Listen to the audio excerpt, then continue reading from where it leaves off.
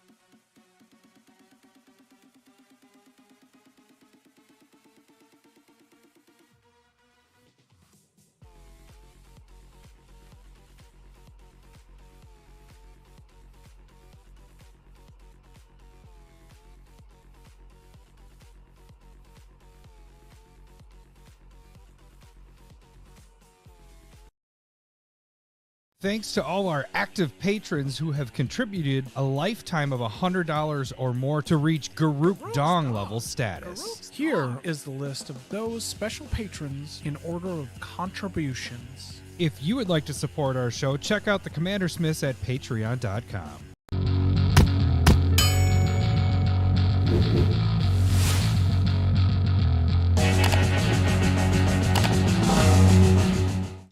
Ooh, welcome to the Commander Smiths. We are the Commander Smiths. I'm Adam Smith. And I'm Lowery Smith. Don't worry. We're cousins. This is episode 289, and I guess this is going to be kind of our, like, just full-blown set review episode. Right, Normally we'll get that whole blow in. I don't know what. You said full blown, so I'm gonna do a whole blow. Good thing we have that 2-minute buffer before we start. Otherwise, I don't think we can get monetized. Is that what's going on? All right, I'm gonna get canceled. It gives us a buffer. YouTube. There's like a little setting that says, "Do you swear in the first 30 seconds of your video?" Well, no, not if we're have a 2-minute buffer beforehand. So as long as you get past that first 30 seconds, you're good. Then we're fine to do it all. I didn't cuss though. I know. It's just fine. Talked about dirty stuff. Okay, so it's just blowing holes. It's okay. So what? Oh, we originally had planned last week, but the secret layer drop happened. So we're supposed normally we do our fave 5 and then we do the top 10. But this week we're combining the two. Let's see how this goes. And we're getting rid of, we're skipping on all the other little bits. So we won't have Stump the Smith Savant tonight. We won't have Staple Versus, which we haven't had for a couple weeks. That's right. I'm putting it off. I don't want to see that win rate from the last one we did. Hey, you won. You what are you at now? You won last week, so you're going to be at 67 and 23. No. I'm talking about for Staple Versus. Vandal Blast versus Crackdown. Yeah. That's going to be brutal. Yeah. Just put it off as long as we can. It's our full Wilds of Eldraine spoiler review, whatever set review stuff. And anybody that could get out for a pre-release this last weekend, hopefully enjoyed and did well. Shit. And we didn't as Labor Day, so hopefully people are enjoying themselves. I should have kept my shit over here. I got that. Oh, it's over on my desk over there on the dresser. Put your shit in the toilet. It's the Wilds of Eldraine Beetle and Grimm's thing that came in when I was on vacation this week or weekend. Okay. It's pretty sweet. Like the little cookie, gingerbread cookie is lunchbox thing? Yeah. That's what I told my wife. I was like, yeah, it's a lunchbox. And I don't want to say my wife because you know Cindy, so I should say Cindy. But my wife? I say my wife. It's only this big. Like, here's the one that it just holds cards. Yeah, it will. So this is the one that I got from Walmart. Oh, good for you. Yeah. I get that. I mean, that's a 10. I mean, that's fine. That's what that one is too, but smaller.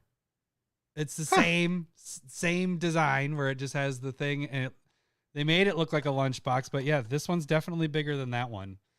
Like Okay. it's thicker. God, this is just a lot of good for just a lot of penis talk right now that we're This doing. one's This is bigger than the other. just talking sizes. But yeah, so but it's pretty cool. All the little life counters and all that stuff. It's pretty cool. Oh, good for me. Speaking of good for me, I do have this just so you guys that are watching, because you guys, people that are listening are this has already happened, but tomorrow at some point during the day, Tuesday, I'll be opening the buy list Card Kingdom orders that I have here. And I'll do that. Good for you. Just a little heads up, there are some soul rings from Lord of the Rings that are in there. So yeah. That's gonna be a quick video because it's $1,000 worth of stuff, but half of that is in two. Thank you. Hit it. Oh, good. There we go. But yeah, See me queuing it up. half of that is just for 2 cards. So that good for you.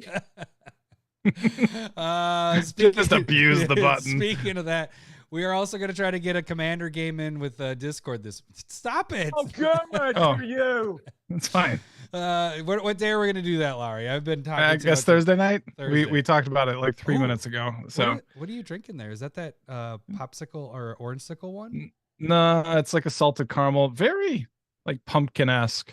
But it doesn't say anything about pumpkin. It's just a salted caramel stout. It's alright. That's pretty good. I have my Lakes and Legends. I've had my first pumpkin spice coffee of the year. I don't drink any coffee during the summer because it's too hot, and I like it. And I don't know. You got a cold brew, brah. I know, but and I don't even think cold brew's the right. Just cold coffee. Do cold coffee, man. Well, I just do energy drinks for the little squirt that's not things. healthy. I know. Well, I do one. I only have one. A little squirt thing. Yeah, you. What problems? Squirting. Oh, good for you. No, it should be like a Hershey Kiss question mark. Oh wait, no, I thought I was on the right one. That's accurate. Maybe that one. Yeah, that's exactly what it is. So we're gonna be doing what Discord game on Thursday. Yeah, they don't know that yet either. So surprise! Get on Discord. that. Somebody make a comment that they want to play with us. Same bat channels, same bat place, 9:00, typical, all that stuff. So we're not there yet, Renchai. Yeah, we're not even doing that one yet. We're not even doing that. You weren't even paying attention. You think you just say jackal? You lose. Good day, sir. You lightning bolt. Ramsey's jumping in on that. Zero Cool's lightning bolt. He's here for that stuff too. So one thing we should get the monkey off our chest. No, that isn't it. The elephant in the room. I don't know. Why is it monkey on the chest? I don't. What is it doing on your chest? It should be on my back, but it's on my chest because it's a wild monkey. I mean, okay, I can't so control it because I assume that comes from being like a pirate. You got like a monkey that's on your shoulder or back. I and don't like, know what's it doing on your chest? I don't. Are we in Cleveland doing steamers here or what? It's playing with my chest hair. I don't know. It's just I don't know why I said chest. Because all right. Anyway, well, I guess this button's going to be appropriate for you then. That's it. It's for you. We had some news this week, Larry, and this is kind of your baby. You're kind of a professional with this whole thing. But what happened this week that we kind of found out about? All right, so Cardsphere, which is an online trading site, it is a fantastic site, and they've been going for about 6 years. I've been working, we had them on 2.5 years ago. Yeah, it was right at the middle of summer. Yeah, I think so. Yep. Yeah, and they were up there as one of our best episodes in my opinion as well. But they are shutting down here at the beginning of November, and they'll do a slow shutdown, and basically you're done mid-October. So it's sad to see it go. And it was a fantastic site. And so what I have kind of learned, like basically what it was just a couple of guys were getting the site going and making it work. And it was a lot of work. Yes. And they just didn't make any money. Like it wasn't worth the time that they're putting in. Because they all work full-time jobs, and they had it going for 6 years, and that's a long time to try and make something work. And I get it. And and so it's definitely sad to see it go. Like, as a new dad at that point, and I found them, and I was like, this is so much more casual. I don't have to haggle with anybody. It just goes, you want this for that price? I'm cool with sending it to you because I know I have it, and you send it. Yeah. And then it's kind of like a credit system rather than a barter system. And it made things so smooth.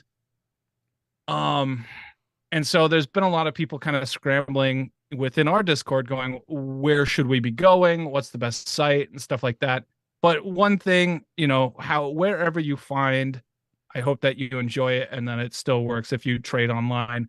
But the thing that it made me realize is that even though a source is potentially free, I should support them. It doesn't have to, I don't think it has to be a lot, but it should be more than nothing. Right. To try to keep it going. Cause now we're kind of like, right. Cause now I'm out of a fantastic trading site. I never put any money into it, but for a service like that, that's just so much better. I don't want to rag on Deckbox or anything, but that's probably where I'll go after this. Yeah. And it's not a bad site by any means, but it's a lot more haggling, a lot more time consuming, a lot less trades. And it's not bad. Again, Deckbox is not bad by any means, but it's just Cardsphere was just head and shoulders better. Yeah. And it was based off of kind of Puka Trade, which their economy went to trash. And like these guys did a really good job managing the in Cardsphere economy that was going on. And so it's definitely sad to go. So I'm going to be looking into like using or like trying to get some money towards the sources that I like using. So something like Scryfall, I want to make sure that they stick around. They are a great, fantastic resource. We're going to be using them here in a little bit on this episode. Right. Every episode. I'm going to, yep. And that's where all of our tags go to in our notes. All the tags go to Scryfall because it's a fantastic place to go and look for cards. And so I want to make sure that sticks around now that, it's an eye-opening spot. I want to probably sit down and see if there's, I know Scryfall, I'm pretty sure Scryfall has some type of Patreon. I don't know if MTG Stocks does, but I think they do a really good job of keeping an eye on the market. And that's where I generally go. And also Commander Smiths, you want to make sure that you might want to. This was not meant to be a plug. I know it hit me when you were saying that. I was like, it is actually a good point. Like, so much of what we do is like either all about free and stuff like that. And then when you realize that you lose this thing that you've been using daily for years, and you're just like, shit. Well, if I knew that it was this close, I would have been given a couple bucks a month or whatever. Like. That's the same thing. Not saying it for us necessarily, but it does help everybody that's a patron. I want to sit down and talk to those guys and be like, hey, okay, hold on. Yeah, what if we? How many people do you need to give you actually money like monthly? What do we need to get to? But what they also said in their announcement was that with the amount of sets that were coming out, and it was just hard for them to keep up with how much was. And that was the same thing as I was Efren. I was messaging with him being like, hey, and I talked about that on the Secret Lair Commander deck episode, and that they weren't up to date with it. They were only going off of, at that point, Goldfish. And then, I had mentioned to him, I was like, hey, there's all these cards that I'm trying to put on the site, but you don't have them there. And he's like, well, there's nothing I can do. They finally did it. But that's the thing is there's so many sets. You got Secret Lairs. You got all these different standard sets and I think there's less than 6 people that were running that site. Yeah, and so I know of 3. Right. The 2 guys we talked to, and then 1 guy behind the curtain. I want to say they added 1 or 2 more. Yeah, but I'm not sure for that. And so if they got enough money to hire somebody else, or were able to work it full time, you know what I mean? Those are differences, and so Scryfall, MTG Stocks, and EDH Rec are the 3 main spots that I go to when it comes to looking for cards, looking for ideas. They're good resources. And so those are ones that I want to support. And I do want to say, like, if you enjoy a podcast or content creators or something, I'm not specifically saying us. Maybe you should do the tags. Do the tags right now. In general, if there's somebody that you feel like you're happy that they're around, you really enjoy them, I would say go and support them, because if you sit down and you go, if they're not around, Magic's not as fun or not as good or not as easy, or like maybe I'm not up to date on what cards are coming out or the price, whatever you're into Magic for. Or and if that's not around, or just like, is that going to be as enjoyable for on you? and I'm not promoting us. I'm saying other podcast stuff, but on the podcast side of it too is if that's part of your entertainment, like that's also a thing. Like, I think we're all used to getting everything. It's free, that's what it is. And right. So, right. But you got to realize there's a lot of work that goes in behind the scenes with all that stuff. And that's a very good point. 'Cause I didn't even think of it. Like, I know Cardsphere gave us, when we had them on or when we talked about them, they gave us a premium membership for like a month. Oh, good for you. Oh, good for you. But I don't even remember what the difference was. Like, because I wasn't using it then. That's when I started to get into it. I was like, okay, I'm going to give this more. But you had already been using it. I don't even think the perks were that high to notice a difference with that, though. But yeah, I am sad that it's going on my end. It was my avenue to get rid of cards that were under $10 that I had, spec wise or non-spec wise. That was actually a really good place to dump a lot of that stuff to other people that could use it. Now I'm basically going to have to turn either, like you mentioned, deck box, or really look at Card Kingdom is another place I buy lists, but sometimes they really hit hard on those prices. Right. So like part of Cardsphere was like when we were talking about gaining value from your extra bulk from like pre-cons or your secret layers and stuff like that, that avenue just went away for gaining value on that stuff. And so that's going to make it harder for you to gain value in the future off of, the Angel pre-con and stuff like that. I think Jeff in the comments is making a really good point here too. The same concept goes for the game of Magic or your LGS. If you enjoy your local gaming store and go playing there, try and spend money there. If you enjoy it, like, buy a pop or make sure you're buying packs from there. Go and play your pre-release. And when we're talking about the game is expensive, totally agree.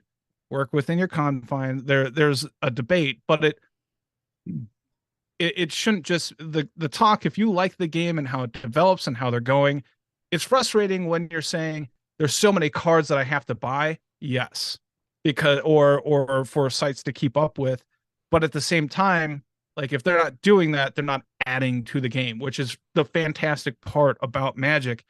And so if this is that proxy talk of if you're only proxying and you can afford the game and you can be in it, you're making it harder for the game to grow. And again, in this, there's a huge discussion to be had there, but the reality is for things to continue and grow and be better, you kind of got to make sure it's making money. Yeah. And so we've been in a fairly cheap way of entertainment. I probably since I mean, we are cheap and entertaining. I get that. But the writers and the actors strikes right now.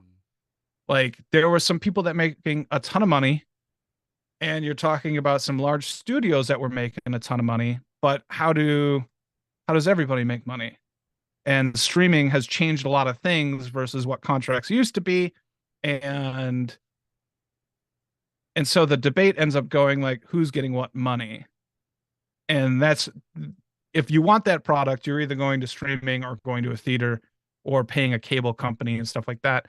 But when you can tell the difference between like DC movies that have just been really doing poorly because they're not making any money. But if you want those, you want to go, support it, watch the movie in the theater, make sure that it's making money, or else you're not going to get DC movies anymore.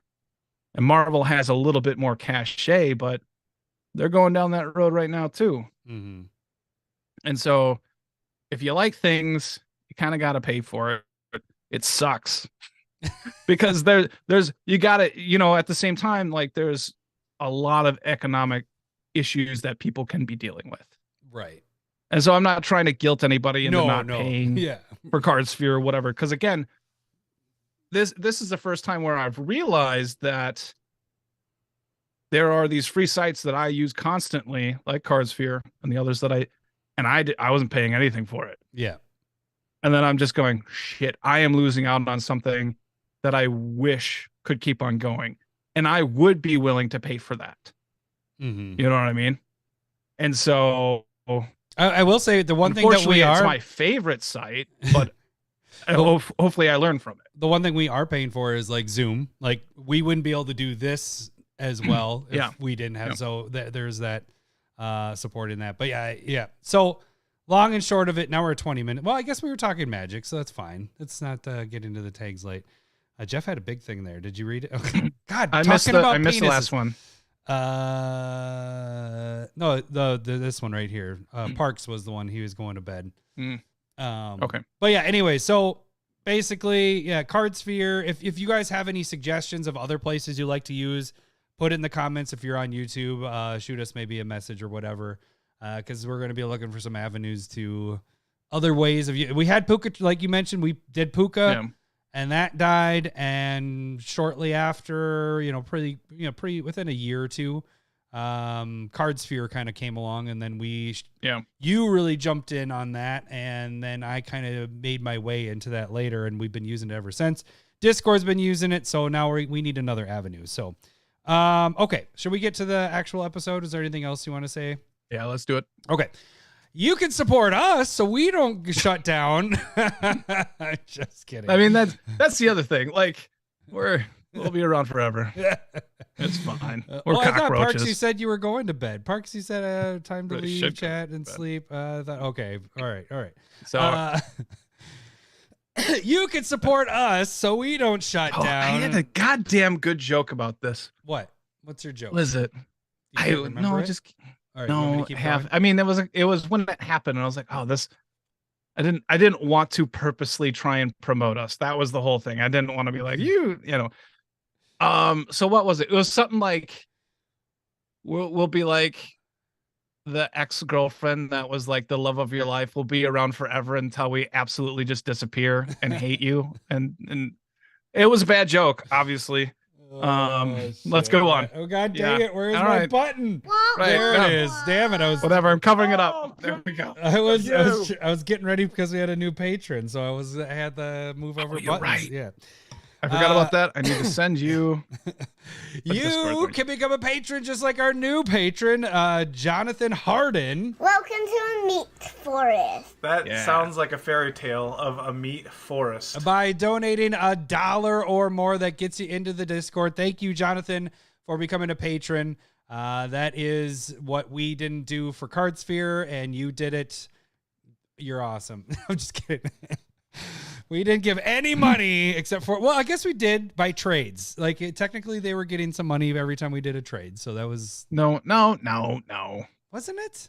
Wasn't it a percentage they got? That's not how you make money though. Right. That's how you trim the economy. That's to make sure that inflation doesn't happen like Puka trade. So they don't see any of that money. It's just that they don't have to pay that money out when people cash out. Right. So, the $1 or more gets you in Discord. You can play games with us, like we mentioned on Thursday. We also have $5 or more gets you proxies each month if you so choose. Higher you move on those tiers, you could get foil proxies.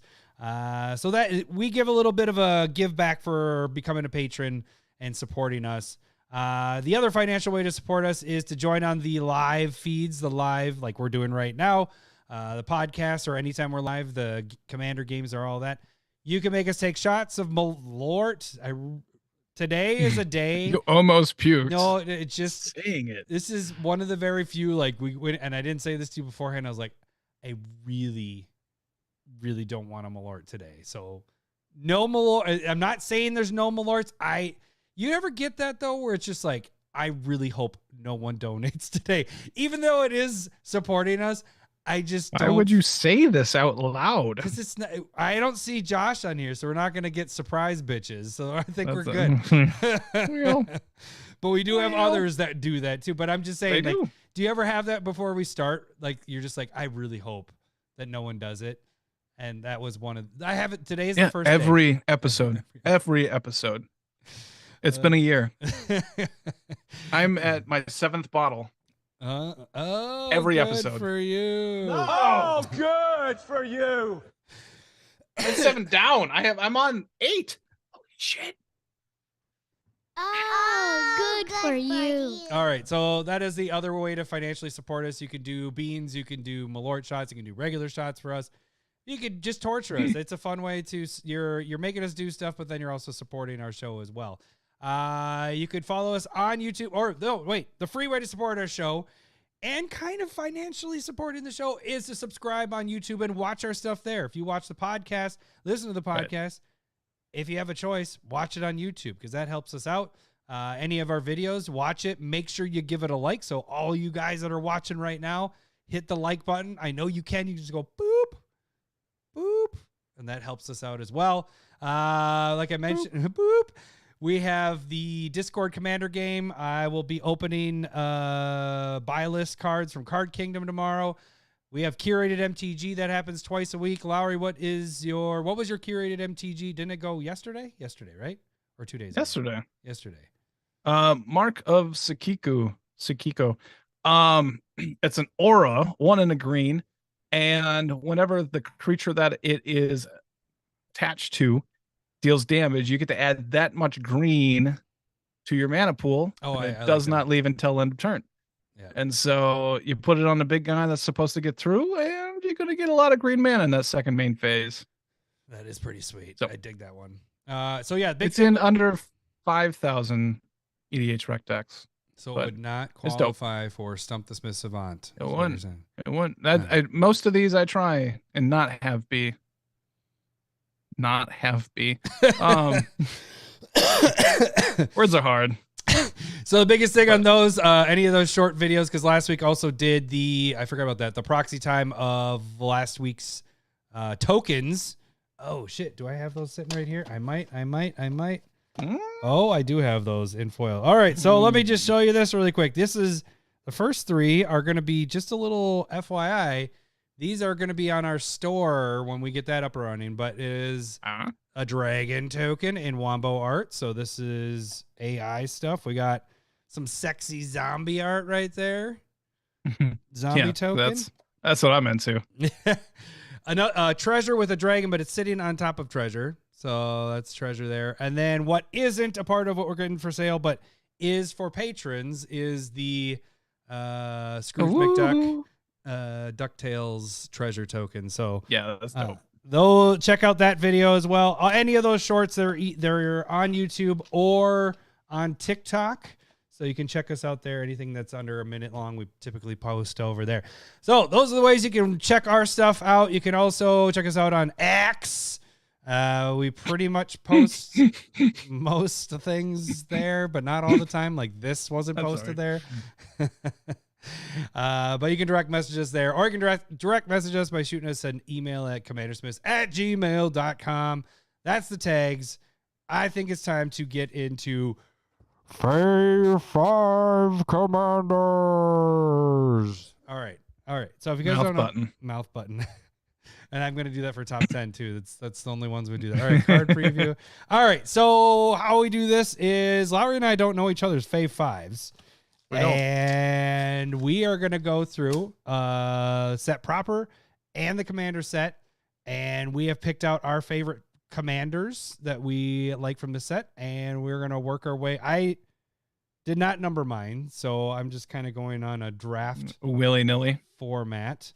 I also don't care about 2 through 5. My 1 is going to be the one that I build. I don't think you're going to steal it. So, well, you said it earlier. Don't. So I did. So don't. Go ahead. You start, Lowery. Do you want to get it out of the way? All right, I'll get it off my chest then. All right. You're gonna get are you gonna get that monkey off your chest? Why, yes. Ooh, ooh, ah. I want to build. I'm going to be doing this actually next week on YouTube. So if you want to check that out, you can. I live stream it. If you want to join, if not, that's fine. I don't think that's an appropriate button for what's going on. But I want to build Hilda of the Icy Crown, 2 and a white and a blue for a human warlock. It's a 3/4. Oops, Whenever you hang on a tap second. I can read it. People will get there. But people, this is on my list, by the way. Hilda, it was? Yes, it is on my list. Tapping is my thing. All right. Whenever you tap an untapped creature an opponent controls, you may pay 1. And when you do, choose one of the 3 following options that you can do. You can create a 4/4 white and blue elemental creature, or put a 1/1 counter on each creature you control, or scry 2, draw a card. And so I've been trying to build a tap deck, and I had a clunky ass Rafik version that did it. Like, and the payoff was making sure that double strike creatures get through. But this just has the payoff built into it with those, and I love it. Yeah, and it's really and I like it has all of the.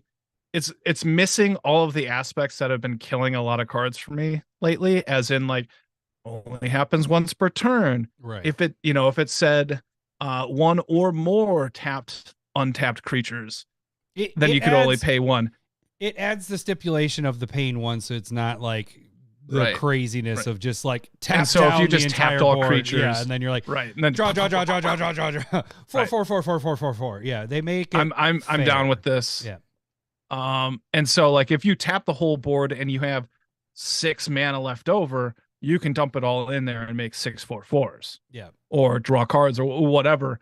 But I like that it is, I think it's perfect. I think it's not going to be too mean. I think it's going to potentially just be a beast. We are not already drunk.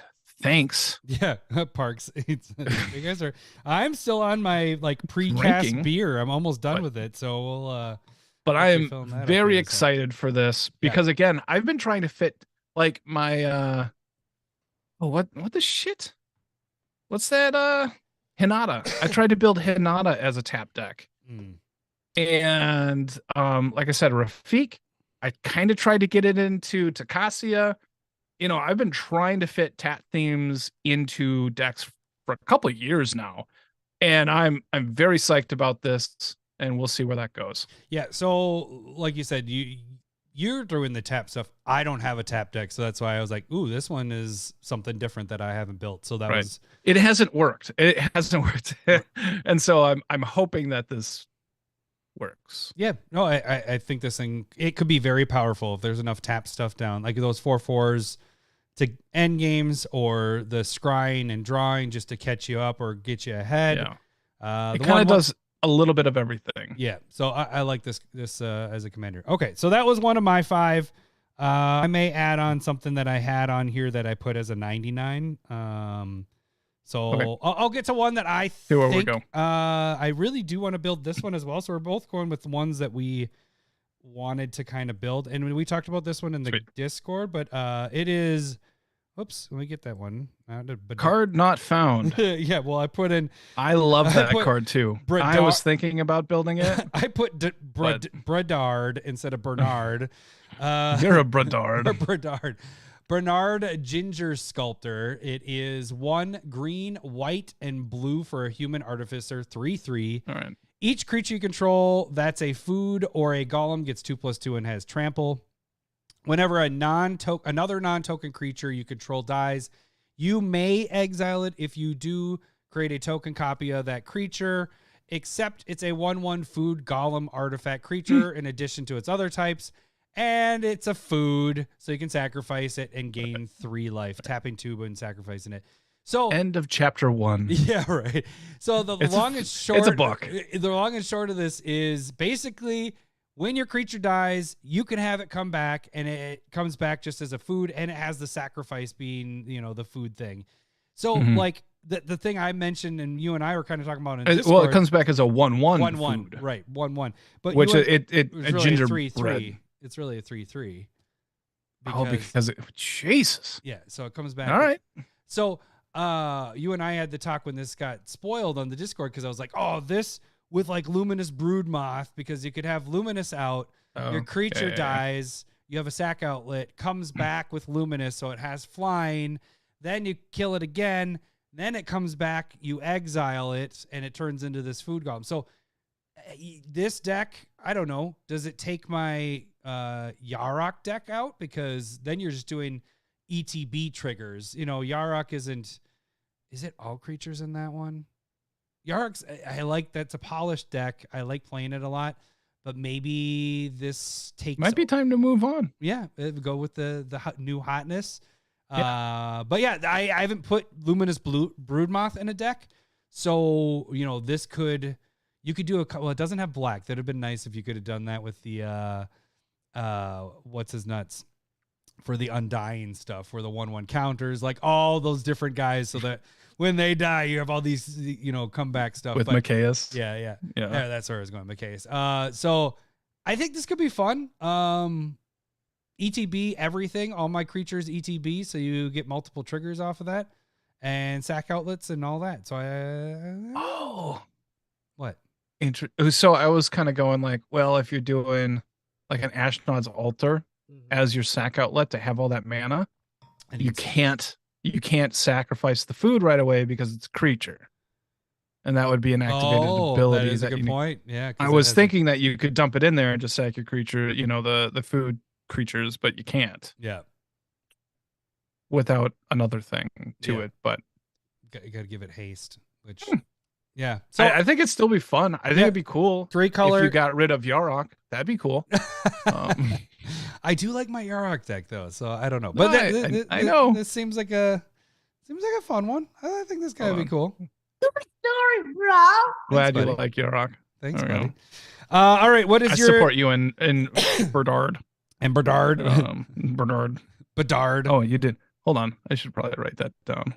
All right, what is your next commander you would like to build? I didn't have Bernard. I don't know what else I wanted.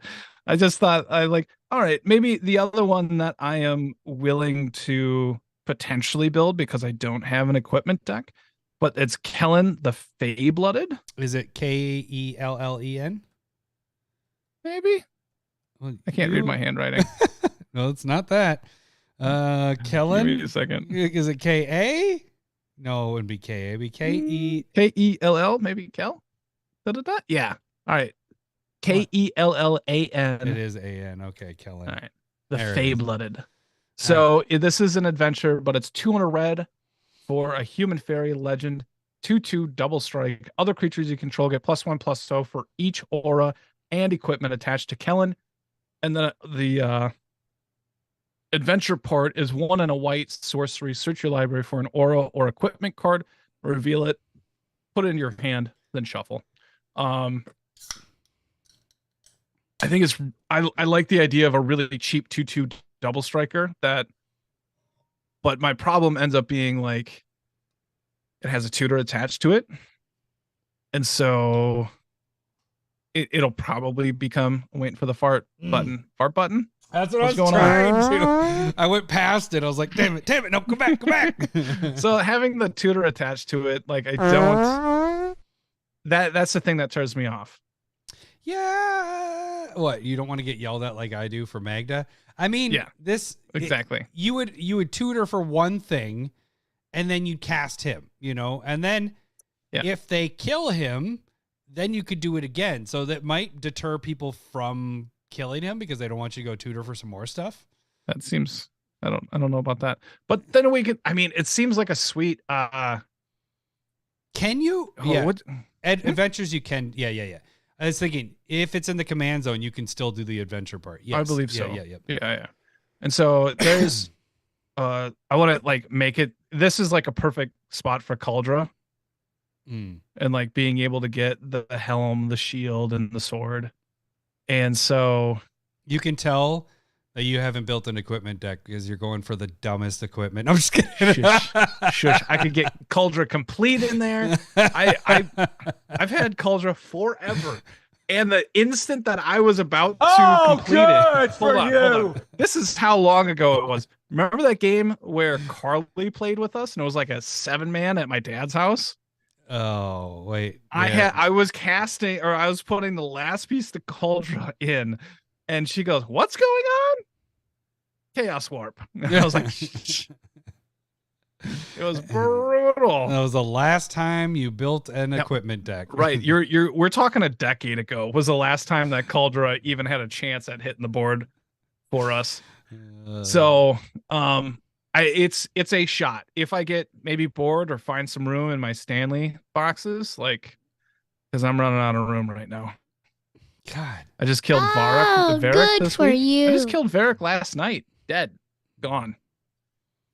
I like that deck. All right, it doesn't matter. What's your next one? I didn't steal yours. I'm surprised I didn't steal that one. no, I don't even You like tutoring. Yeah, I do. Like Magda. Shut it. God, I don't know what these do. I just wrote them down, and now because it's been over a week, but I'll do the one that's at the top of my list. I don't know. It's just the first one I wrote down, but is it Eret? Eret of the Charmed Apple? Okay, I kind of figured you were going to get that one. That is one of mine as well. So yes, you got it. But you and Alex have both showed interest in it, so I'm like, no way. So No way. this is a white and a black for a human warlock. 2/4. Each creature that's enchanted by an aura you control can't attack you or planeswalkers you control. So this might kill my Kaima deck because that's kind of what Kaima does in a way. I mean, this is that's making them attack. But anyways, it says at the beginning of your end step, each opponent loses X life and you gain X life, where X is the number of auras you control. So Kaima, how I built that, and I don't like it. You don't. I don't like it. It won the last time I played it, but I like the idea of putting stuff on people's stuff and making them attack and do stuff. But a lot of times people don't, and they get pissy. That's a lot of stuff. Yeah, you're adding things and all that, and they get mad. So you end up, I don't know, it ends up dying. So this I think killing Kaima would be acceptable because these are different colors. Yeah. Well, I can even just it's keep kind of doing Kaima different things. just sitting there, like it's not really doing anything. I just won't play it.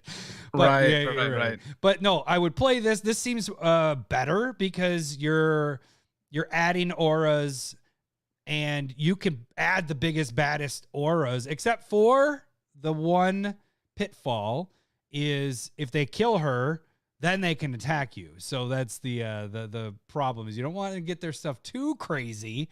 But you do want to put stuff down on their stuff, and then you just have enough protection stuff to keep her alive. But then in the long term, if they're not attacking, they're like, well, fuck, I can't attack you. You put stuff on mine. I'm just going to sit here.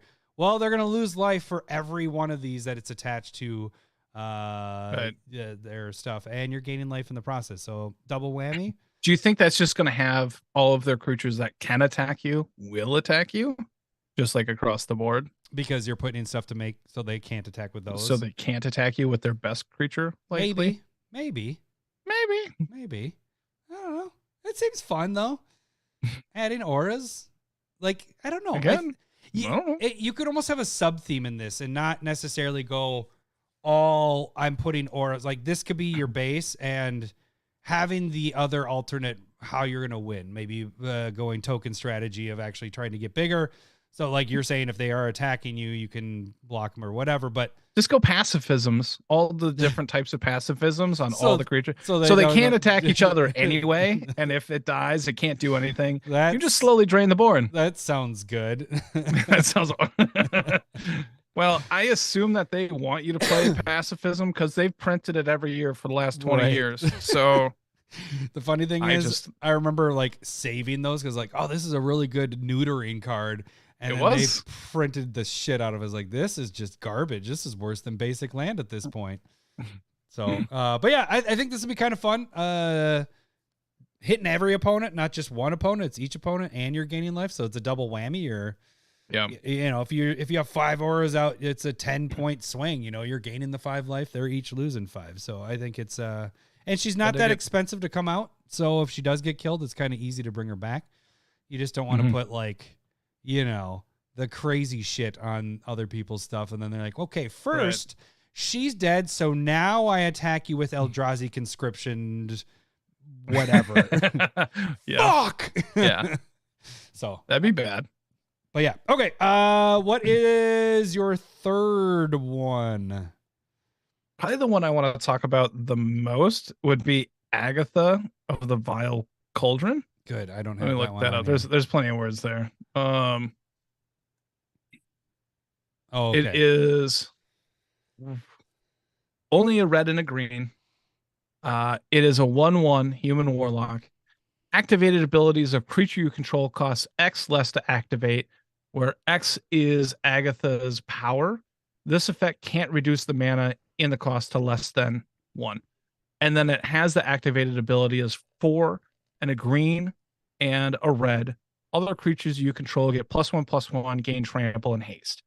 And so you automatically reduce that cost by 1 generic. So it's really 3 and a red and a green. And if I really like the idea of, I like reducing the cost of activated abilities. Mm-hmm.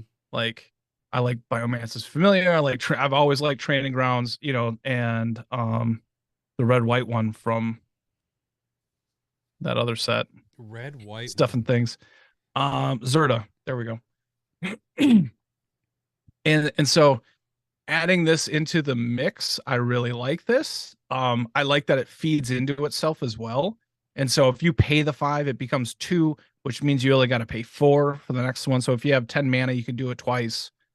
5, 6, 9. If you have 9 mana, you could do it twice, even though that sounds really expensive. But all you have to do is get like a really cheap to equip card on here.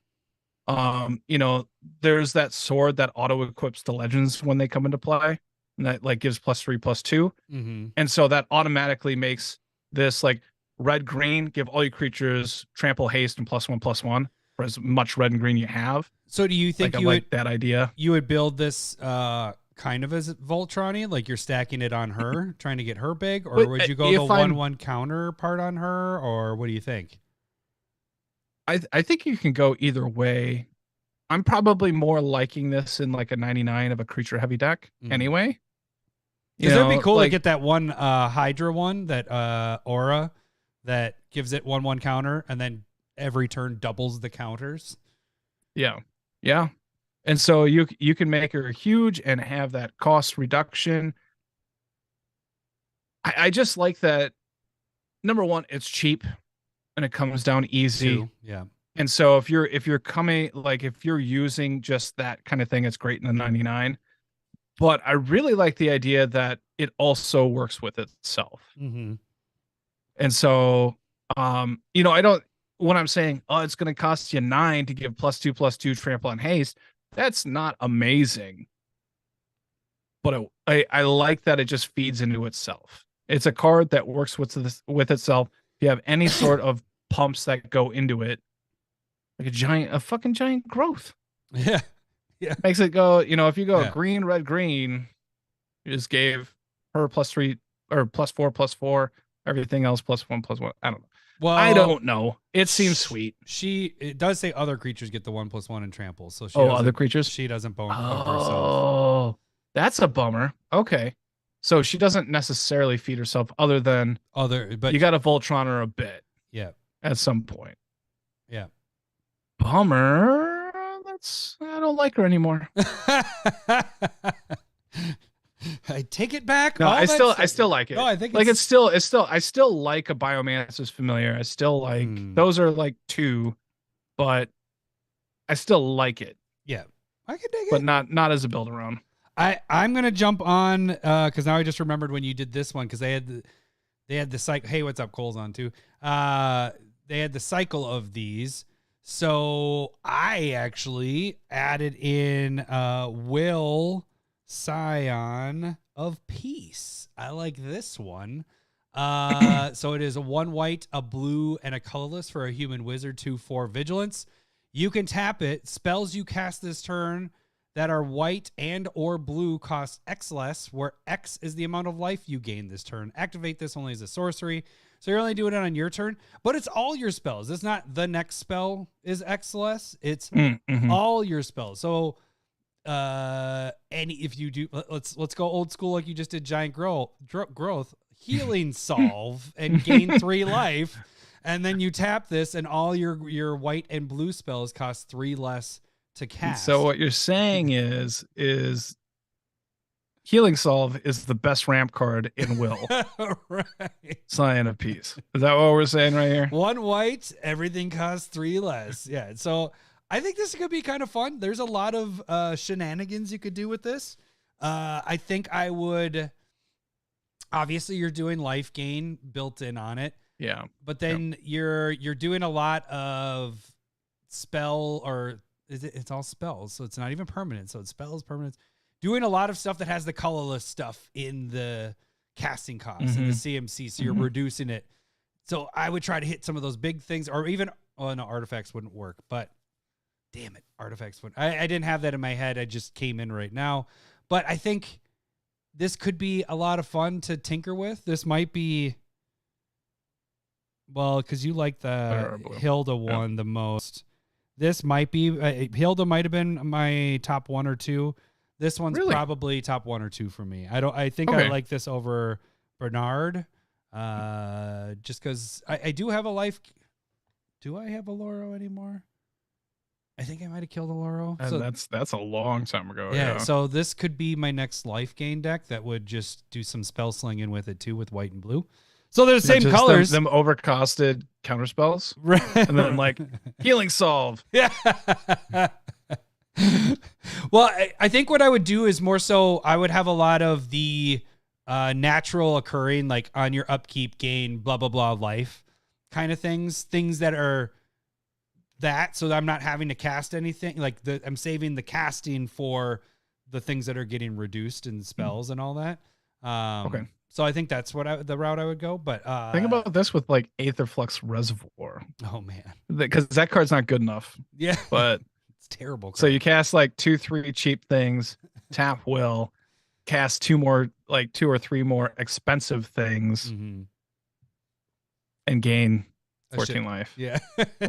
And then annihilate a player because you're gaining life because you have 50 life. Yeah. Can we ban Reservoir? Can we? No, I use that card a lot. I love that card. Yeah, I know. Why do you think I said it? Yeah. Okay. Well, I was going to pick his sister. Oh, all right. Which is the other reduction one. Will and Rowan is my last one. Rowan. No, is it WAN, isn't it? It's WAN. Yeah. Rowan. All what's hers? Scion of War. 1 and a black and a red 4/2 human wizard with menace. It taps. Spells you cast this turn that are black and or red cost X less to cast, where X is the amount of life you lost this turn. Activate only as a sorcery. So what is gaining life? Yeah, I'm going this way. You're going this way. Right. Who do you think is going to win that one? We should almost build these decks because this would be kind of funny. We'd have just opposites, you know? Right. And you do. I mean, that's black and red is pain. Like it does. It's a very good job of doing that. And white and blue does good with life gain. Let's do it. Don't build your other deck. This is great. That's great. Yep. So same idea. Same exact idea, right? I mean, that's... No. I'm sorry, but I do not have a Healing Solve type card where I'm just able to deal myself 3... Hold on. Ulcerate. We both Ulcerate does that to a degree. Okay, so Ulcerate, where it's 1 black instant, and it gives like a creature -2, -2, -3, -3, and you got to pay like 3 life. It's spelled... Man, okay. And it is the amount of life you lost this turn. So pain life works. It's not damage. It's life you lost. Yeah. Shit. Who's talking about this in the Discord? They didn't even bring up Ulcerate. What are you guys doing on there? And I would say they're just talking about hatred and his paying 20 life. And then Torment a Hellfire and win the game. Renshai does say lightning bolt, but can you target yourself with lightning bolt? I think you can, can't you? Yeah, any target. There you go. Right. That seems like a waste. Let's Let's not do that. Well, no, you do 3 damage to yourself, and then your spells are less. I know. No, I think and I what you understand do- that it's part of the cycle with healing solve, but I don't want to. You do all the. Oh, actually, it does have to be bold, doesn't it? Because we already brought up giant growth for Yeah, Agatha, we're going to old and then school. healing solve for Will, Yeah. and I guess it has to be lightning bolt for Yeah, there you Rowan. go. That seems silly. All right. Can we do grizzly bears with something else? I don't know. No, I don't. It was just Rawr. I was trying to go old school. Craw worm with I don't. Okay. The cool thing with Wait, this, you got one more. no, you got no, one no. more. What I have, what I like with this one Oh. is, you can play all those pain draw spells. You know the is Underworld Dreams? No, Underworld Dreams. But then you have, No. But like read the bones or no, but sign in blood. I'm talking about the enchantments that you pay one life, Blood Gift Oh. Demon, and draw a card. Phyrexian Arena. Phyrexian Arena, Black Oh, Market Connection. Black Market Connection. Holy shit, Black Market Connection. So good in Yeah, this. they did bring that one up, but That I would be think so I'm good. Oh, and then Jeff just Dark wrote it. Confidant is probably the one I'm excited for. Yeah. Okay, I might build this. I Yeah, might build this. yeah, You're talking to me because I've been trying to fit. I bought Dark Confidant within the last year, and I'm like, this doesn't work anywhere. Why did I spend money on this? Now you have a spot. I know it does. I think it'd be kind of fun. Like I have Okay, better ideas for All your right. deck than I do for mine. right. No, I'm excited for you to just gain a shit ton of life I think and this me is, to lose a ton of life. I think this is our homework thing. So I'm actually putting a star next to mine. So All Will, right. I'm building Will. You're All building right. Roman. I'll start with. No, I'm starting with Hilda. I already have the cards. Oh pulled. yeah, that was your next week. Yep. So, Okay. So we'll probably get to these in the next couple weeks here.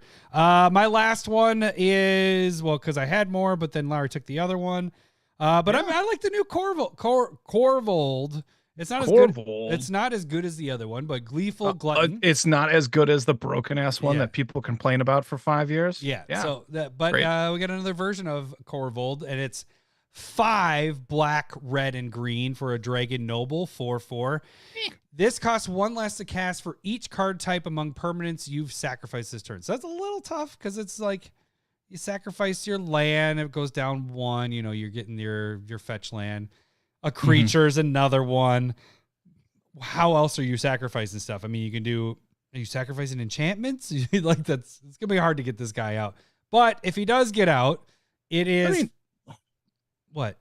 Gotta zoom in and look at it Oh, yeah, kind of. for each sacrifice. For each you've sacrificed this turn. Yeah. The permanent. Okay. type.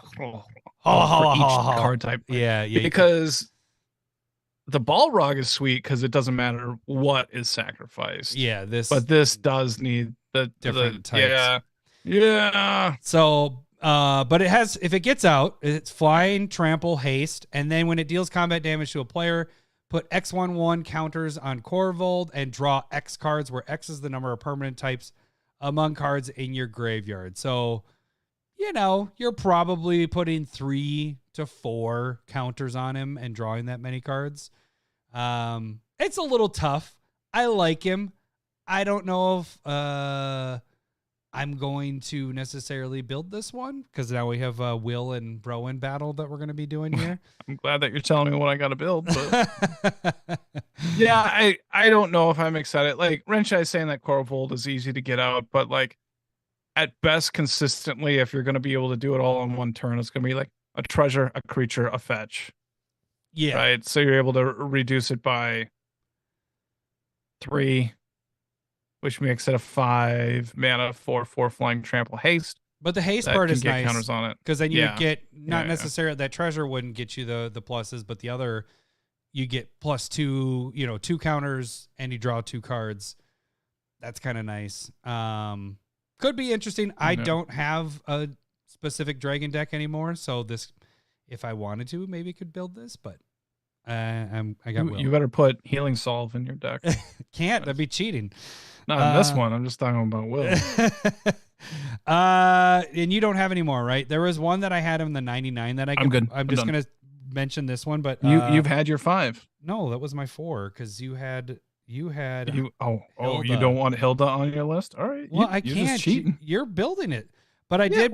we can have them on the list. I thought this one would be a really good one for the 99. Talion. I think you're right. Or Talion, the Kindly Lord. It's 2, a blue and a black. Talion. Talion. And it's a 3/4 flying fairy noble. As it enters the battlefield, choose a number between 1 and 10. Whenever an opponent casts a spell with mana value, power, or toughness equal to the chosen number, that player loses 2 life and you draw a card.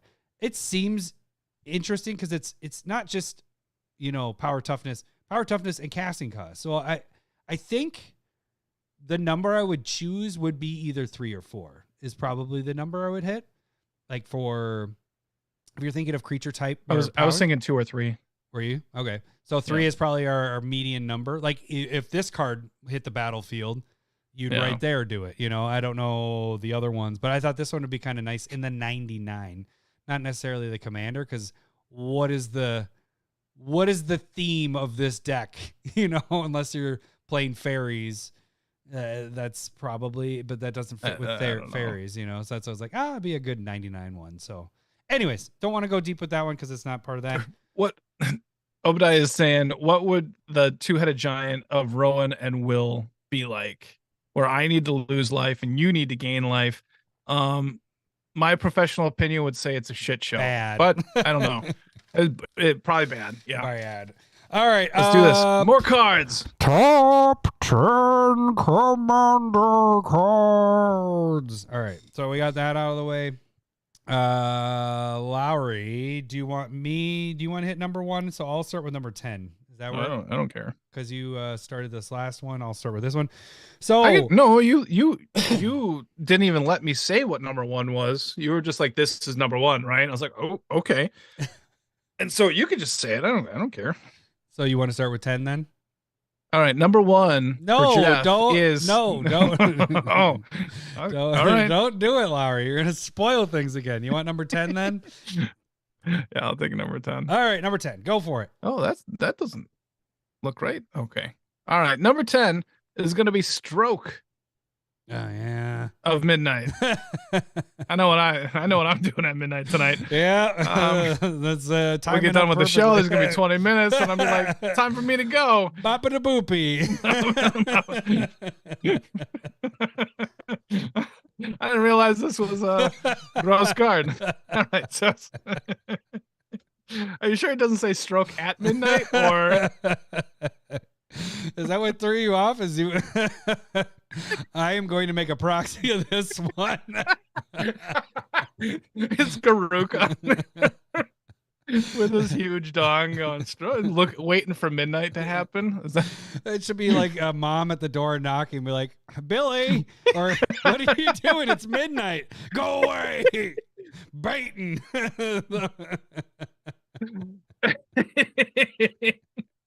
All right. I haven't cried laughing in a long time. I'm trying not to. Professionals here. Professional bad radio station here. All right. All right. Stroke of Midnight. 2 and a white. Instant. Destroy target non-land permanent. No, just no. All right. Its controller creates a 1/1 white human creature token. That's it. That's the card. We have a lot of other things like that, but this is, it's you're not giving them a 3/3 beast. You're not hitting a land, which is a downfall. Like if we're comparing it to Generous Gift, yeah. which is the clear comparison, but they're both instants. Yeah, you're given a smaller creature, but human type can be relevant. Like not really more so than elephant, right? But a 3/3 though is much, but it is hitting. You could hit a land and get those Gaia's Cradles out of there. Yeah, so there's much more we can talk about this one. That's why it's at 10. It's just it's a good removal. It's going to be used a lot. It's one of the uncommons that if you pull it in a pack, it's not bulk. It's going to be over $1. It's at $1 now. It'll probably be between $1 and $3. So, number 9 is Up the Beanstalk. This is 1 colorless and a green for an enchantment. When Up the Beanstalk enters the battlefield, and whenever you cast a spell, not just a creature, just a spell with mana value 5 or greater, draw a card. So you're at least replacing this when you play it, and then Now, when you're casting spells later, late game, you're drawing cards, and it doesn't have to be creatures. It can be anything that's over. Yeah. So we have a lot of cards that do that, but it's kind of nice. A lot of those are based off of creatures. It's like if you cast a creature, it's 5 or more, power, toughness, or whatever you draw. Right. So this is kind of nice. I think that if this didn't draw a card on ETB, It wouldn't be good. It wouldn't be here. Mm-hmm. But as a 2-mana draw a card, cantrip type card, that in itself is decent enough in certain type of decks as just a easy, cheap draw spell. Mm-hmm. You know what I mean? Like in a green-white deck, in a green-red deck, just having a cheap cantrip. It's not explore, but it's still there, and it's really cheap. So, I think it's solid. And it is also, it'll again, definitely see some play. It is on cast as well. So counter spellers, you'll still draw off of if it's a 5 or greater. Oh, so. That's a good point too. That's a really good point. And this is an ETB, so that's kind of funny. This is an ETB. The others are cast. So if you're able to flicker this or whatever, you're going to draw when this leaves and comes back into play. That's a good point. So, all right. We are on number 8, and it kind of is fitting because this is the crown for your commander, buddy. My crown, Hilda's Crown of Winter. 3-mana legendary artifact, and you can pay 1, tap it, tap target creature, and it costs 1 less. If it's your turn. And then this is the part we like. This is the part we like a lot. Icy manipulator, but this is the part that puts it over the top. Is that you can pay 3, no tap ability, and sacrifice Hilda's Crown of Winter to draw a card for each tapped creature your opponents control. Not just one of, and so it's not just one target; it is all of them, and that's potentially a lot of cards. Now you are putting 6 mana into that part. If you're doing it the turn that it comes in. Yeah. If you're like, oh, everybody's tapped out, which it could be worth it at that point. You do a lot of 6 mana draw stuff, but this, the other part of it is you could have it hit the battlefield and it's almost a deterrent from people to attack. It could have at least you or whatever. At least they don't all out attack because you could just draw off of that as soon as they're doing it. If you have the 3 open, boop, sacrifice, draw for all the things that are tapped. So, and then you also have, while it's sitting there, the tapping a creature down. So you have that Icy Manipulator ability, except for it's just creatures, but it has a little bit of defense built in on it, or setup, I guess, if they're, hey, I want to at least draw a card. You tap down one creature really bad. Right, that seems brutal, really bad. But I do see it as a 3-piece come down, tap something down to be able to get your creature through on turn 3 if you're being really aggressive, and then potentially drawing more cards in the future. Because being able to on your turn tapping to get that extra card draw and then pay 3, sacrifice it, draw those cards. It's just a sacrifice. It's not an exile, so that doesn't mean it's impossible to get back and do again. But it's really that draw part that makes it playable. Yep, for sure. Right. Yep. So all right. We're on 7. We have Agatha's. Let's get it there. Agatha's Soul Cauldron. So this is 2 colorless for an artifact, legendary artifact. You may spend mana as though it were mana of any color to activate abilities of creatures you control. Creatures you control with 1/1 counters on them have all activated abilities of all creature cards exiled with Agatha's Soul Cauldron. You can tap this, exile target creature card from a graveyard. When a creature card is exiled this way, put a 1/1 counter on target creature you control. So you don't need to be in a 1/1 counter deck. It helps if you are. I mean, it probably fits in there perfectly in those decks. But you're exiling something that's in a graveyard, and now you're giving the activated abilities to one of your creatures. It seems pretty solid. Do you think this will get into a lot of decks? I mean, it's up. The only one where I was like, I wish, because Kenrith, the Returned King, Mm-hmm. has all of those activate abilities, can give 1/1 counters. This gives 1/1 counters. Like, I feel like that'd be a fun deck to put it in, because then also you can just activate all of Kenrith's. But at the same time, like, I'm not 100% sure. Like, if it isn't a 1/1 counter deck, I'm likely not using it. But I think it's interesting because it is a bit of graveyard hate with other abilities, and I like that. That's enticing to me rather than a lot of what's going on of like either Bajuka Bug or a couple of artifacts that'll exile graveyards and stuff like that. I like those because they end up being cheap, but this at least is going in the realm of like interesting. Where are you going to put this? Right. I'm not entirely sure. I'm really surprised at the cost of it. What do you mean? Because I think it's like a $15, $20 card right now. Yeah. It is. And so, like, at that price, I don't see it making that kind of impact in Commander. Mm-hmm.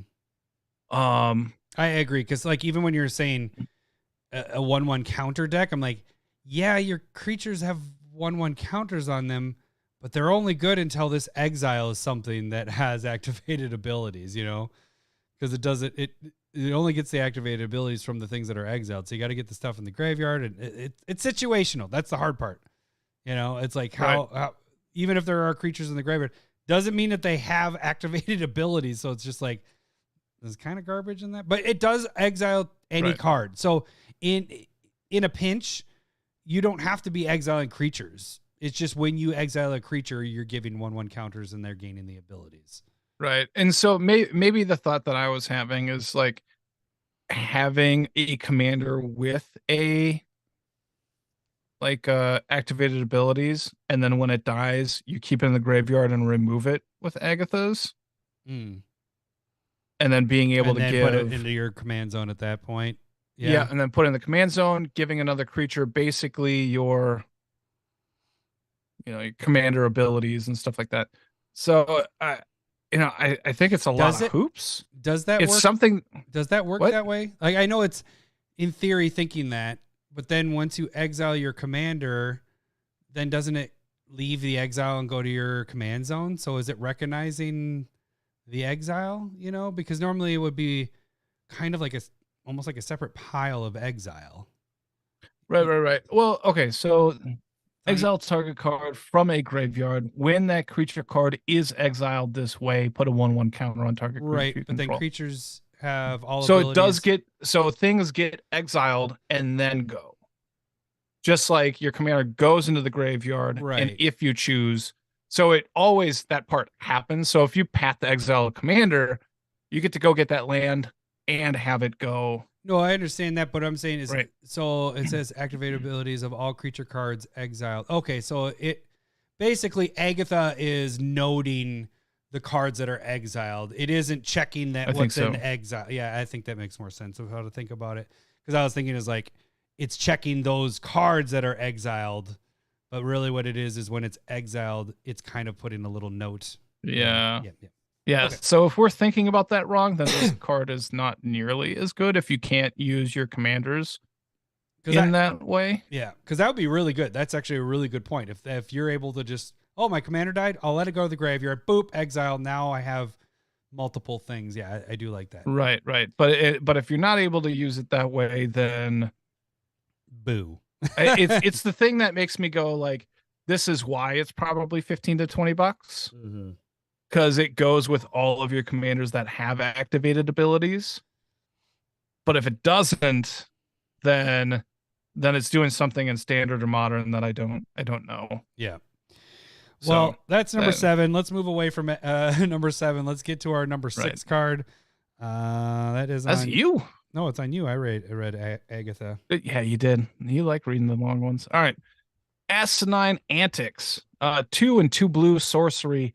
You may cast it at instant speed for 2 more. And then for each creature your opponents control, I'm emphasizing that because it affects everything, all of them, create a cursed role token attached to those creatures. And what that basically does is If there's already a cursed roll on it, you get rid of that one and put this one on there, and any of them are just 1/1s. And they stay that way because cursed rolls are apparently auras. Yeah. And so it's basically turning all of your opponent's creatures into 1/1 versions of them. And that's not bad. Because like turn to frog, or what's the black one that turns everything O2? Like those at instant speed are pretty tricky. And they're telling a turn. That the O2 one is telling a turn. Yep. This one stays. So it's turn to frog. Yeah. This is forever. And then you get a Pyrohemia and just go 1 damage to all creatures and players. Their creatures are gone. Yeah. But yeah, no, it's the board wipe. Yeah. Well, and at sorcery speed, it's good, but adding the 2, I love that little added 2 extra and doing it at instant speed. I really dig that. They haven't done that in a long time. They have a couple of cards like Route that allow to add that instant speed for 2 more. Mm-hmm. I think that's where's my house rule idea. All right. Whatever. Oh, you're gonna write that down for a house rule? It could be an interesting version. Yeah. But all right, so we're down to that was number 6. Yep. We are down to number 5. It is what is this? We both okay, so this one we compared it to Fable of the Mirror Breaker. Yeah. So as we were discussing this. Is it it's not that, but is it decandent? Is that how you say that? Decandent? Decadent? Oh, there isn't an N. Yeah, decadent. Yeah, you're right. Decadent dragon. So it's 2 red for a 4/4 flying dragon.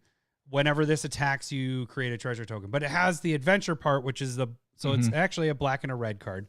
So the black, it's 1 black, 2 colorless for an instant adventure. Exile the top 2 cards of target opponent's library face down. You may look and play those cards for as long as they remain exiled. So explain the Fable of the Mirror Breaker, what we had kind of talked about before. Or don't. I wasn't paying attention to you. So when we were talking about like potentially Fable of the Mirror Breaker, we're kind of going, all right, so turn 3 or 3 mana, you cast and you can create a 2/2. And then that second turn, you are discarding 2 cards to draw 2 cards, potentially, whatever works there. Attack and make the treasure token from that goblin. And attacking is questionable. You're oftentimes, not going to say that you have to, but sometimes you're just choosing to attack to get that treasure, that little bit of I've done that many times and then sacrifice the goblin to get killed. And so this is potentially comparable to the front side, because then what we do, it's a little bit, it's more mana investment. It's not just 3 mana, right? It's 3 and then 4. But 3 is to get the 2 exiled cards, but you can cast those whenever. So you're not discarding to draw. Right. You're just making somebody lose 2 of their cards, and maybe one of those is a land. Right. And then it's also it's 4 more mana for a legit creature as a 4/4 flying trample that gives you that treasure. And so it's more mana that you're investing, but it's a turn 3 into a turn 4 of this is not bad. Mm-hmm. But Fable of the Mirror Breaker flips, and you're making copies of things like that part puts it over the top, right? And but in both regards, like this is a better creature than that goblin, and this is better card advantage than the discard into draw. Mm-hmm. The flip side is where it gets a little out of control, but this is just really, I mean, the flying 4/4 tramp, like that part, that's the part I run into trouble with Fable is early. If I get that out, it's nice because it's like, oh, this player is tapped out or this player doesn't have creatures yet.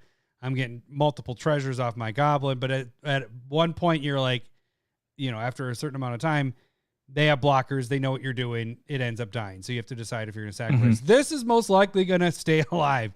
One player is not going to have flying. You're going after that player, and it's a 4/4 flying dragon, so it's probably going to stay alive through attacks. So you keep getting treasures every single turn.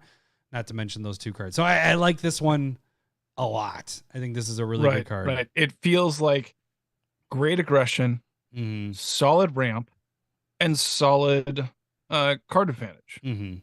Like paying 3 to look at 2 cards and be able to play them is perfectly fine. And it's an instant. You know what I mean? And we were going to talk about an honorable mention if we have enough time for it as well. But this is sorcery speed 2 mana generally. Yeah. And you get this at instant speed as well, rather than an enchantment. So you can go end of turn, look at 2 cards, then go into a 4 mana 4/4 dragon with trample. Yeah. And so that, you can leave stuff open for removal. That's really good.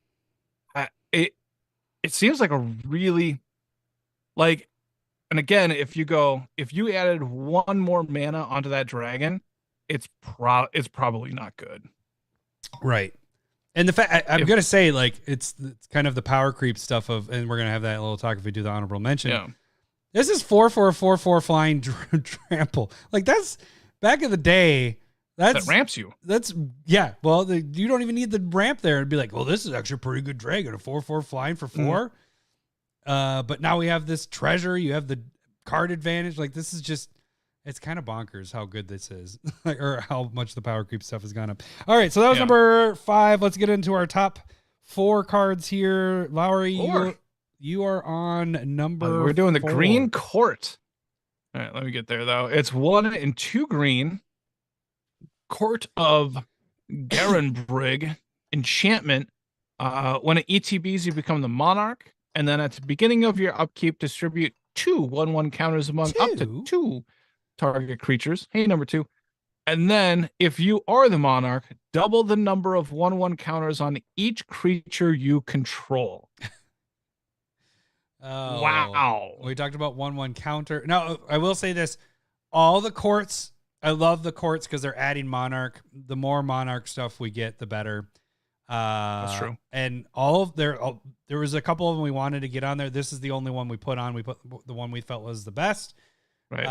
So I think we both agree that the only one that's really not that good is the white one. Yeah, that one's. I think you put it aptly. It's like a bad Sun Titan. Yeah. So, but these are like this. You're adding counters, 2 1/1 counters among up to 2 target creatures, and then if you're playing counter matter decks, doubling like that's right. It's at your upkeep though, so you got to try to you gotta survive that, the but onslaught. In Quinn's Hydra deck, that's game winning. Mm-hmm. You know what I mean? Oh yeah. Or in Magus Lucia Kane, where it's all 1/1 counters and X spells and. Like, if you're in an X-Spell deck, this card's crazy. Ooh, I might put this in the mirror deck because that's all putting counters on shit. Yeah. Right. Yeah. Like, that, even if you're just distributing a little bit, like, it feels like it just kind of goes in any 1/1 counter deck. Like, it just does that. And it helps you. And there's the nice thing is that this one's 3 mana. That's kind of, I think, why we picked this one. The others are 4. Yeah. And so this being at 3 mana, and it's, when you have Monarch come into play, you're going to draw that card. Mm-hmm. And then that upkeep is not awful. It's not amazing. But if you keep that Monarch, Jesus. Yeah. Like, that game's going to end real quick. So, but yeah, like, we didn't know. I like the red one that deals damage. You were really liking the black one that lets you play spells for free. Like, the blue one I actually dig too, but I dig that. Did you?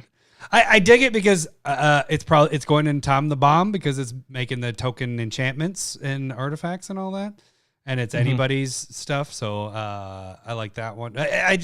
Monarch is something that it's that and goading are 2 things that I love in Commander, and I want them to keep making more and more of it because it just incentivizes people from not just I'm just going to sit back. I'm going to sit back. I love let's get this game moving.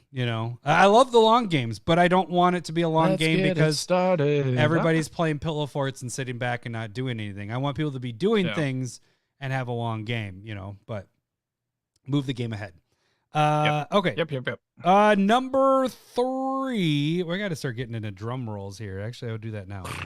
It gives me time to actually. Oh, I didn't do it Hairball. fast enough. I didn't do it fast enough. Virtue of Loyalty. So this is 3 and 2 white enchantment. It does have the adventure side. So let's read the adventure side first. It's an instant adventure for a white and a colorless. You get a 2/2 white knight creature token with vigilance. The enchantment side is at the beginning of your end step. Put a 1/1 counter on each creature you control. Untap those creatures. So you're getting the benefit right away. Whereas the courts, they are at the beginning of your upkeep. You at least get the draw at the end of your turn, but you have to try to keep your monarch until your upkeep. This is nice because it's hitting, and it's not a monarch thing. It's not a court, but it's, it's an enchantment idea. But you're putting a 1/1 counter on everything, and then they are untapped. So you do this at your second main phase after you've already attacked with everything. Now they all are a little bit bigger, and now they can block. So it kind of is like pseudo vigilance in a way, but getting them bigger. Yeah. So, and I like that it's an insta speed 2/2, which is really low investment. The other thing is like the virtue has a cycle for each color, and you had the green virtue. I didn't bring up the blue virtue, but those are the other two that I would really like. The black one is expensive for some reason. Yeah. That's don't buy it at that price. I think it's like $8 to $10 right now. Mm-hmm. Don't pre-order that one. But and this one's only this is under $4 at this point. This one's and it's mythic. This one's pretty good. Yep. I like this one. So but like I do want to Brian W. What do you Adam loves more long things than just a long game. Who told you? I did. I was sitting on his lap at SmithCon, so then he wasn't talking about himself. That's well, we're singing everybody here. He did stand up and I didn't slide off, so there was something there. You're like hung like a coat. A coat? He was hung like a coat rack. No, it's hung like a coat. It was like, is that like the monkey on the chest? It's whatever it needs to be. All right. All right, this is good. Let's get to our top two. Top two. All right. Number 2. Hang on. Let me go that one. Hit the drums. There it is. I should do the drums when I'm actually ready to hit the enter button. Are we doing it? There you go. Are we doing it? I did it. All right. Beseech the Mirror is our number 2. It is 1 and 3 black for sorcery. It has Bargain, which is you can sacrifice an artifact, enchantment, or token when you cast that spell. So like it's in addition to, it's a kicker of sacrificing, but you get to search your library for a card, exile it face down, then shuffle. If this spell was, I should probably bargained. Hold on. I need bigger words. If the spell is bargained, you may cast the exiled card without paying its mana cost. If that spell's mana value is 4 or less, put the exiled card in your hand if it wasn't cast this way. So if you're looking for something that's under 4 or less, and you can sacrifice an artifact, enchantment, or a token, you get it put in directly in the play. If you're looking for anything else, you don't bargain and you just put it into your hand. Right. So if you are essentially, if you don't want to bargain this, it's a $40 demonic tutor. Yes. Diabolic tutor. Yeah, diabolic. Demonic's good. Diabolic is not. Yeah. And so that's and for a little bit worse because that's 2 and 2 and this is 3 and 2. Yeah. 3 and 1. I mean. And so if you don't plan on bargaining, don't shell out that kind of money for this.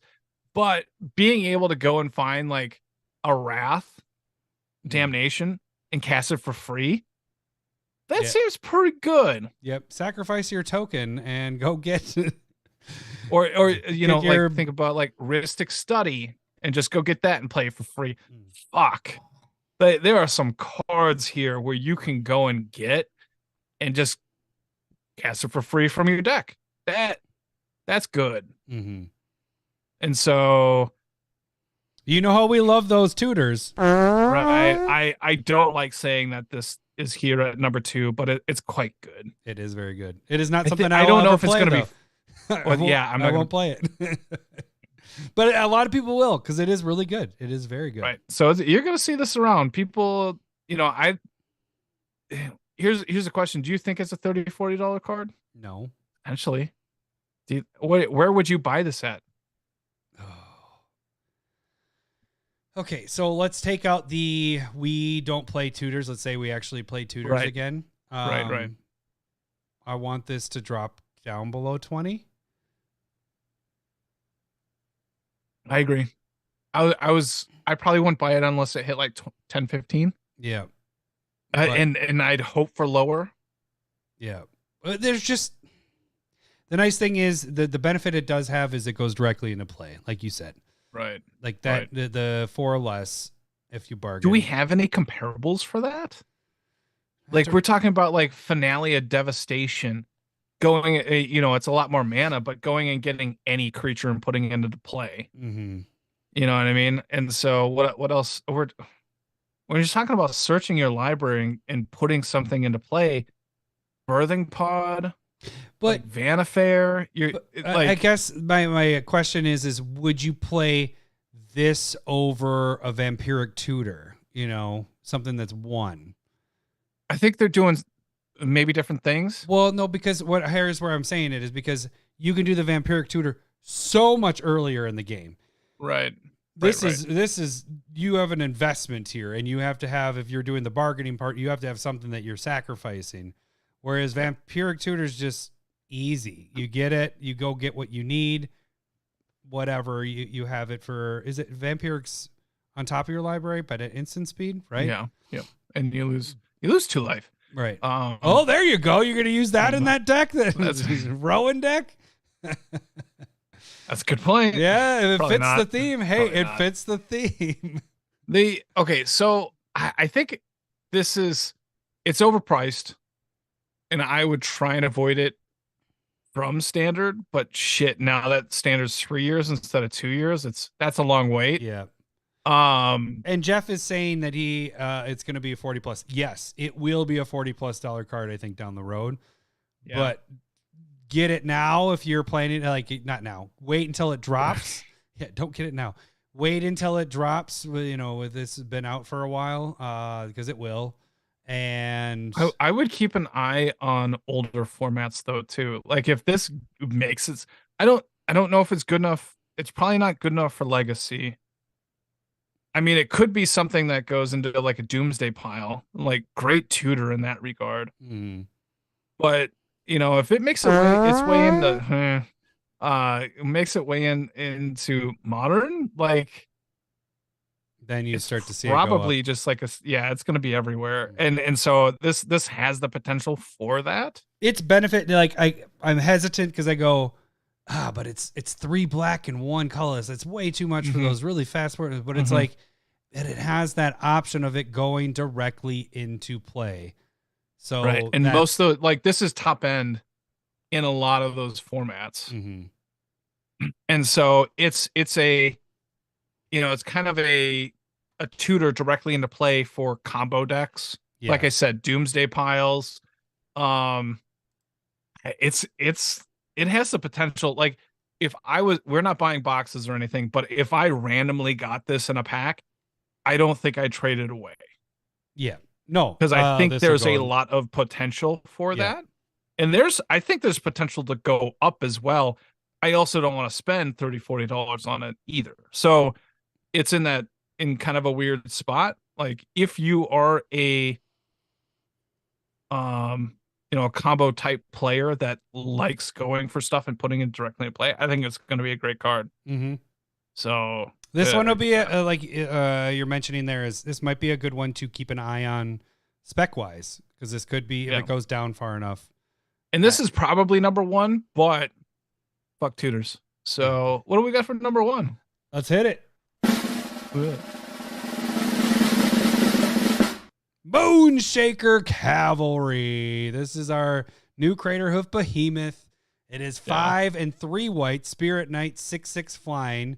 When it enters the battlefield, creatures you control gain flying and get X+X until end of turn, where X is the number of creatures you control. So There could be a very good debate, I think. I think Craterhoof will win if we did a staple versus, but maybe a year, 2 years down the road, this could be an interesting one because Craterhoof does, gives it haste. It has haste.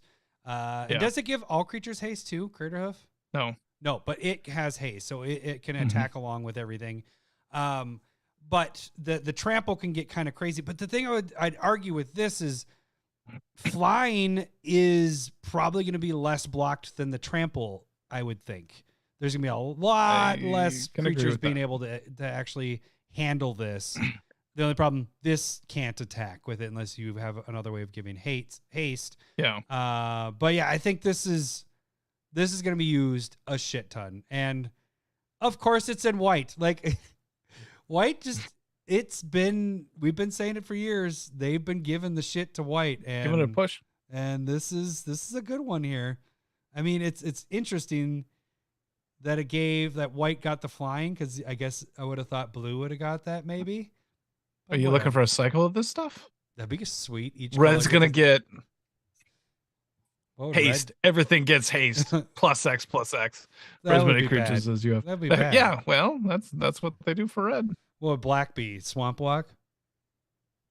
No. Menace? No, Death Shadow. Touch.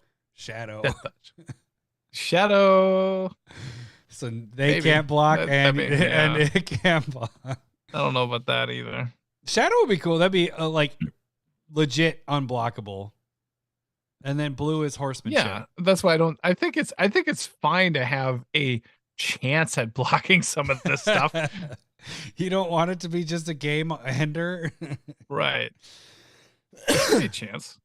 But yeah, I think there's actually I dig it though. I think there's actually a good debate between those two, but I don't want to debate it now. I want it to simmer a bit, see how this one plays out. So, all right. Is there anything else? We talked longer on our number 2 one than our number 1. We did.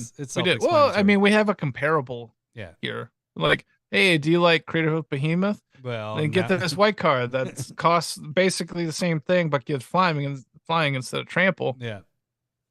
There you go. Good explanation. Should we do our honorable mentions? Oh yeah, why don't you mention that quick, and I can get us ready for the. Oh, I could be all right. All right. So quick. I want to talk about quickly. I want to talk about quick study. Kind of when we talked about the dragon as well, but this is 2 and 1 blue. It's an instant draw 2 cards. Now, this is right here. This is a clear example of power creep. To draw 2 cards is generally 4 mana at instant speed.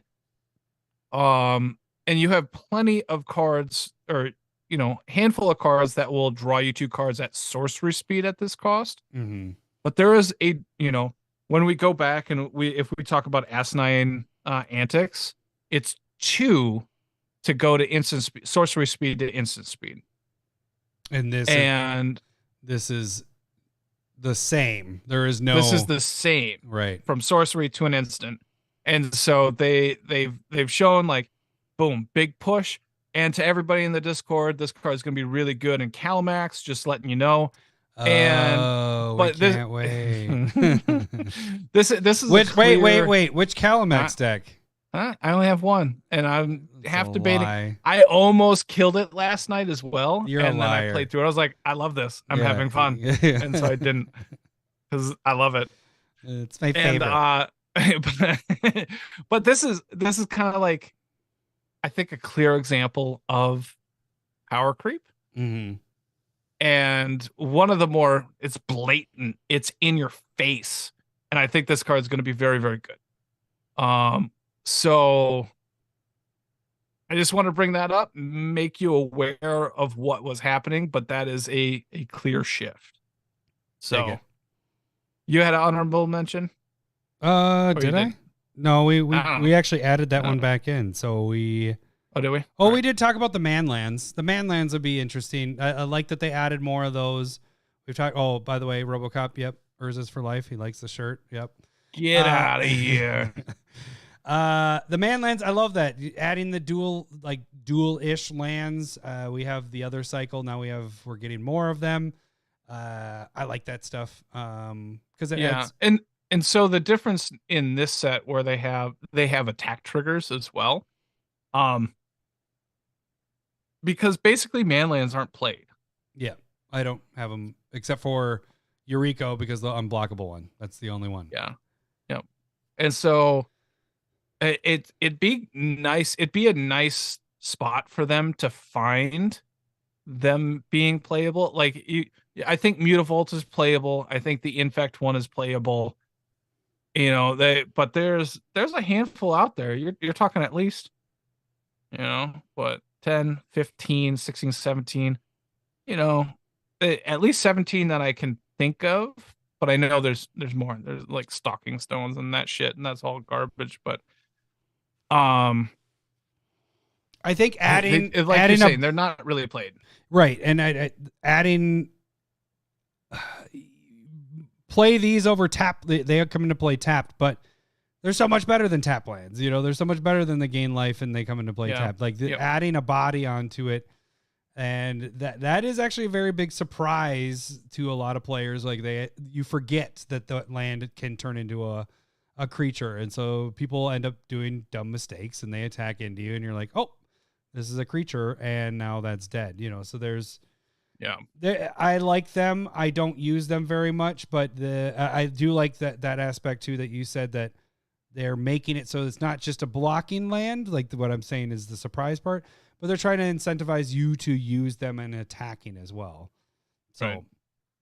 I think what the problem is the man lands a lot of times cost way too much, because it counts as one and then you're tapping the mana to turn it into that. And it's like, okay, so you're wasting all of that just to This is a whole ass turn.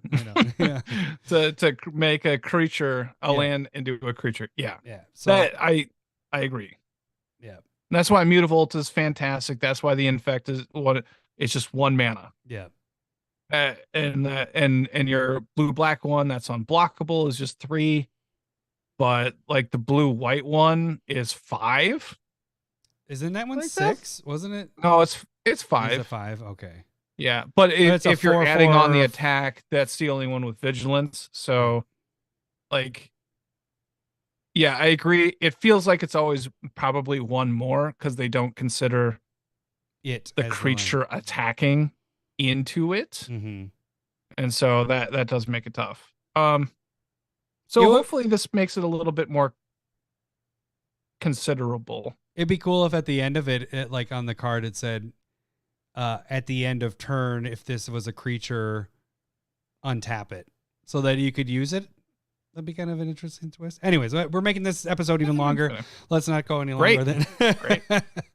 All right, guys, that should do it. That is a wrap for the. What did we do? We did previews. We did top 10. We did FAV 5. Wilds of Eldraine. There we. That sounded like Eldraine. Yeah, that's what we did when the first set came out. All right, guys. Hope you had a good Labor Day. We will catch you guys next week, or check us out later this week when we do the Discord Commander game. So that's new. Why are you doing I don't this? You threw off the rhythm. What am I supposed to say now? Thanks for listening. Watching. Well, thanks for watching. See ya next time. Is that in there ever? Hold on. All Bye. Right. Wait, let's do something. All right, you can catch us. We'll catch you guys next week. Thanks for listening. I already said it. Thanks for listening. Bye. See ya. Bye. No. See ya. I love boobs. Why are you doing this? I love boobs. I'm bonkers for honkers. I love boobs. Thanks for the memories. I love boobs. Oh, when I fuck up the exit or the outro, it's all